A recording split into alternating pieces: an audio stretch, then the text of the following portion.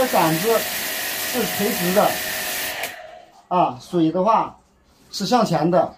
刚好的话翻转90度，万能喷壶。给它里面的话先加点药水。加药水时一定要小心，千万不要把药水滴在外面，不然的话就要给主家赔地板了，这样绝对是倒贴。我曾经也吃过这样的亏。我们让它反应一会儿，把这个喷壶喷完药水以后，立马加清水清洗，要不然的话你这个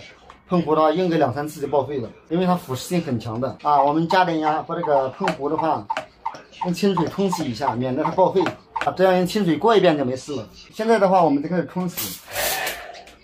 压力调小一点压力太大，如果斜着打的话肯定会把翅片打坏。在此豆哥也提醒各位，水流的方向要和翅片平行，水压不能调得太大，调成扇形即可。今天的话我给大家介绍一下，我这里还有一个洗空调的神器，因为它这个位置的话非常的便捷，直接这样可以通到。那么有些的话在这个侧面的话你根本没办法通到，那么呢我这个神器就来了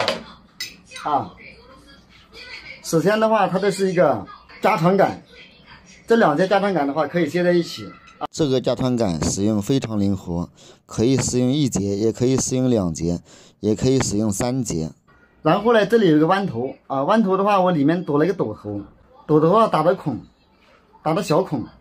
这个水压的话过来的话就可以90度的转弯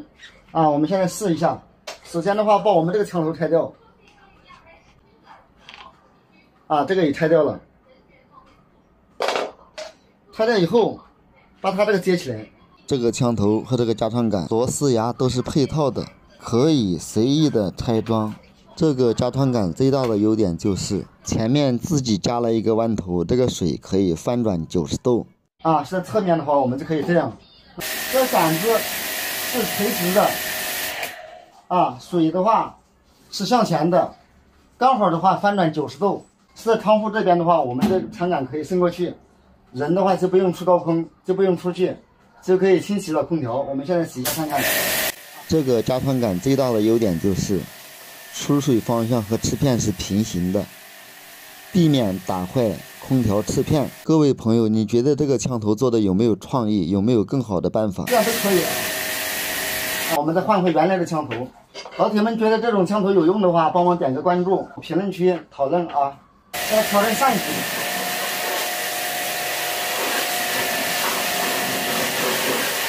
很多人觉得空调的话没有必要清洗，其实我告诉老铁，非常有必要清洗。由于你长时间加水，老板，加水，如果长时间不洗的话，就会导致高压保护沉积也非常费电，制冷效果也非常差。也有的人说我的空调30年没洗过，20年没洗过，洗空调全是骗人的。其实我告诉你，不是的你这样洗一洗的话，它是省好多电，制冷效果又好把侧面洗一洗。